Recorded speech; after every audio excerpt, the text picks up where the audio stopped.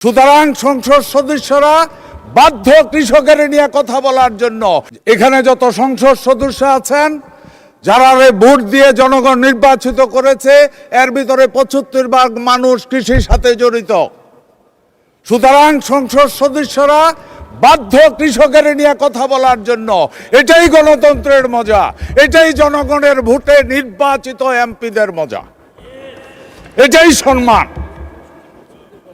মাননীয় স্পিকার একেবারে সঠিক কথা বলেছেন, উনি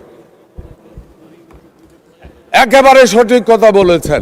কৃষক জানে না কতটুকু উৎপাদন করতে হবে, কৃষক জানে না বাজারের সাইজ কি, কৃষক জানে না কি দামে বিক্রি করতে পারবে।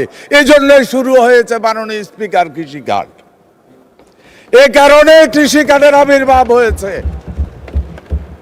এই কৃষি কার্ড এমন এক কার্ড, এই কার্ডের ভিতরে মাননীয় সংসদ সদস্য, মাননীয় স্পিকার আপনার মাধ্যমে আমি মাননীয় সংসদ সদস্যকে জানাতে চাই, এই কার্ডের মাধ্যমে এই কার্ডের সব ডাটা থাকবে।